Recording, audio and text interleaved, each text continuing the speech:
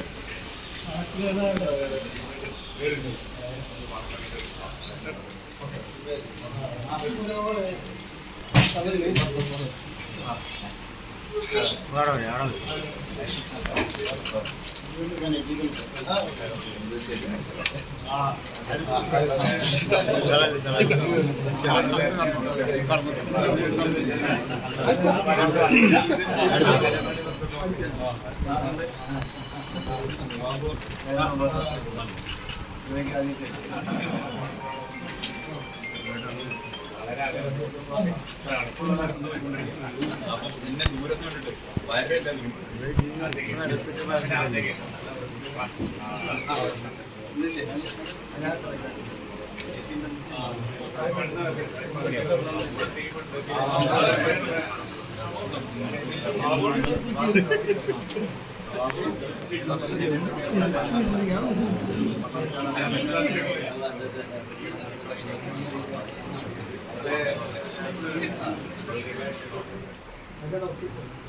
പാണക്കാടെത്തി ആദ്യം വിവരം തുടങ്ങാനാണോ? ഞാൻ ജനിച്ച് വീണത് പെരിന്തൽമണ്ണയിലെ സർക്കാർ ആശുപത്രിയിൽ. എൻ്റെ ജീവിതം മുഴുവൻ ഞാൻ ഉണ്ടായിട്ടുള്ളത് പെരിന്തൽമണ്ണയിലെ അങ്ങാടിപ്പുറത്തൊക്കെയായിരുന്നു. എൻ്റെ വിദ്യാഭ്യാസം അങ്ങാടിപ്പുറത്തും പെരിന്തൽമണ്ണയിലായിരുന്നു. എനിക്ക് എല്ലാവർക്കും അറിയാം, എൻ്റെ അച്ഛൻ ജോലി ചെയ്തിട്ടുണ്ടെന്ന് റെയിൽവേ സ്റ്റേഷൻ മാത്രമായിരുന്നു, റെയിൽവേ അവസാനം. അപ്പം മലപ്പുറമായിട്ട് എൻ്റെ ബന്ധം എന്ന് പറയുന്നത് പൊക്കിൾക്കൊടി ബന്ധമാണ്. അതുകൊണ്ട് തന്നെ മലപ്പുറത്തിൻ്റെ ഒരു പാരമ്പര്യമുണ്ട്, മലപ്പുറത്തിൻ്റെ ഒരു സന്ദേശമുണ്ട്. മലപ്പുറത്തിൻ്റെ ആ പാരമ്പര്യവും സന്ദേശവും അത് മതനിരപേക്ഷതയുടേതാണ്, മാനവ സൗഹാർദ്ദത്തിൻ്റെതാണ്.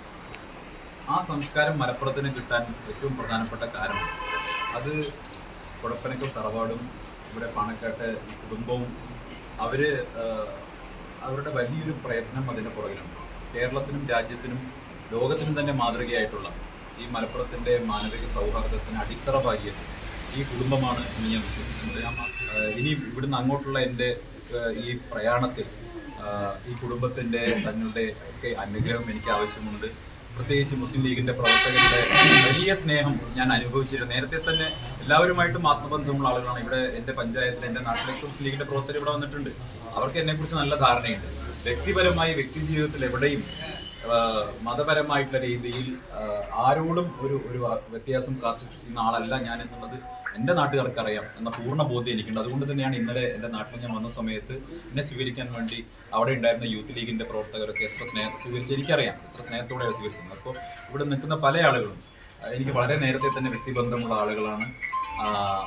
ആ അർത്ഥത്തിൽ എനിക്കിന്ന് ഇവിടെ കടന്നു വരുമ്പോൾ ഞാൻ അനുഭവിക്കുന്ന വലിയൊരു സ്നേഹത്തിൻ്റെ ഒരു ഊഷ്മളതയുണ്ട്. അത് പറഞ്ഞറിയിക്കാൻ പറ്റാത്ത ഒരു വലിയ സ്നേഹത്തിൻ്റെ ഒരു സൗഹാർദ്ദത്തിൻ്റെ ഒരു പ്രകടനമാണ് ഞാൻ ഇവിടെ കണ്ടത്. അത് കേവലം ഒരു പ്രകടനപരതയ്ക്കപ്പുറം ആത്മാർത്ഥതയുടെ വലിയ ഒരു സ്നേഹമാണ്, ഒരു ഇതാണ് കണ്ടത്. അപ്പം അതുകൊണ്ട് തന്നെ വലിയ സ്നേഹം, വലിയ സന്തോഷം, വലിയ ആശ്വാസം ഇവിടെ കടന്നു വന്നപ്പോൾ ഇതെൻ്റെ ആദ്യത്തെ വരവാണ്. ഇനി തീർച്ചയായിട്ടും എനിക്ക് എപ്പോഴും ഇവിടെ കടന്നു വരാൻ ഒരു സ്വാതന്ത്ര്യം കിട്ടി എന്നാണ് ഞാൻ വിശ്വസിക്കുന്നത്.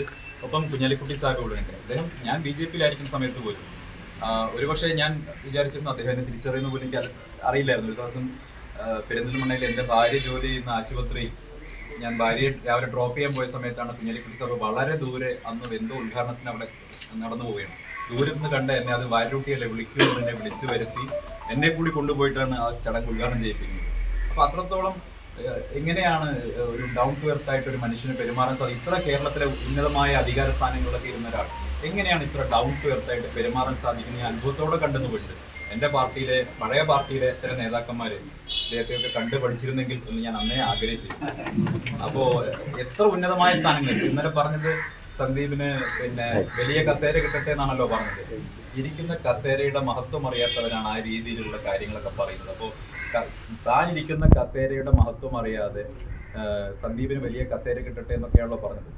ഇപ്പോൾ ഇന്ന് എനിക്ക് കിട്ടിയിട്ടുള്ളത് ഒരു വലിയ കസേര തന്നെയാണ്. കൊടപ്പനക്കൽ തറവാട്ടിൽ വന്ന് തങ്ങളുടെ കൂടെ ഇരിക്കാൻ ഒരു കസേര കിട്ടിയിട്ടുണ്ടെങ്കിൽ അത് വലിയ കാര്യം തന്നെയാണ്. അത് എന്തായാലും ഇപ്പോൾ കിട്ടി എന്നുള്ളത് എനിക്ക് വലിയ സന്തോഷമുള്ള കാര്യം. അദ്ദേഹത്തിൻ്റെ കഴിഞ്ഞ കാലങ്ങളിലുള്ള നിലപാടുകളൊക്കെ മാറ്റി മതേതരത്തിൻ്റെയും ജനാധിപത്യത്തിൻ്റെയും സൗഹാർദ്ദത്തിൻ്റെയും ഭൂമി രാഷ്ട്രീയ ഭൂമിയിലേക്ക് നടന്നുകൊണ്ടിരിക്കുകയാണ്. ഏറെ സന്തോഷമുണ്ട്. ഞങ്ങളുടെ പാരമ്പര്യമായിട്ടൊക്കെ അദ്ദേഹത്തിന് നല്ല ബന്ധമുണ്ടെന്നവരോട് പറയുകയുണ്ടായിരുന്നു. അച്ഛനായിട്ട് കേൾക്കാനാണ് അദ്ദേഹം. ക്ഷേത്രങ്ങളൊക്കെ തന്നെ കണ്ട വിദ്യകളുണ്ട്. ആ ഒരു ബന്ധം ഇവിടെ കടന്നു വന്നതുകൊണ്ട് ഞങ്ങളത് കൂടുതൽ ആസ്വദിക്കുകയാണ്. എല്ലാ വിജയങ്ങളും കഴിക്കും. ഇതിൻ്റെ ഒരു രാഷ്ട്രീയ വശമാണ് നമ്മൾ ചിന്തിക്കേണ്ടത്. BJP ആണ് അവസാന അഭയകേന്ദ്രം എന്ന ചിന്താഗതിക്കാണ് സന്ദീപ് വാര്യർ കോൺഗ്രസ് ചേർന്നതോടുകൂടി മാറ്റപ്പെടുന്നത്. ഇനി കോൺഗ്രസിൻ്റെ ഒരു ഉയർത്തെഴുന്നേൽപ്പിൻ്റെ കാലമാണ്, ഇന്ത്യ മുന്നണിയുടെ ഉയർത്തെഴുന്നേൽപ്പിൻ്റെ കാലമാണ് വരാൻ പോകുന്നത് എന്നാണ്. സന്ദീപ് വാര്യരുടെ കോൺഗ്രസ് പ്രവേശനം UDF-ലേക്കും ഇന്ത്യ മുന്നണിയിലേക്കും ഒക്കെയുള്ള വരവ് വാർത്താമാധ്യമങ്ങൾ വമ്പിച്ച പ്രാധാന്യത്തോടു കൂടിയാണ് കൊടുത്തുകൊണ്ടിരിക്കുന്നത്. മാത്രമല്ല ഇന്നലെ പാലക്കാടുണ്ടായ ഷോ ഒക്കെ ഇതിൽ മുമ്പൊന്നും കാണാത്ത തരത്തിൽ അത്രയധികം വലിയ ആവേശം ഉയർത്തി. അതിൻ്റെ കാരണം അതാണ്. എല്ലാം കഴിഞ്ഞ് BJP ആണ് ഇനി എന്ന ഒരു ചിന്താഗതിക്കാണ് മാറ്റം വരുന്നത്. അതിൻ്റെ തുടക്കം കേരളത്തിനാണ്. അതാണ് ശ്രീ സന്ദീപ് വാര്യരുടെ വരവിൻ്റെ ഒരു രാഷ്ട്രീയമായ, അത് ദേശീയമായി തന്നെ പ്രാധാന്യമുള്ള ഒന്നാണ്. പാണക്കാട് വന്നു, തങ്ങളുടെ വീട്ടിൽ വന്നു എന്ന് പറയുന്നത് മതസൗഹാർദ്ദം ഉയർത്തിപ്പിടിക്കാനുള്ള ഒരു അഭിവാഞ്ഛയാണ്.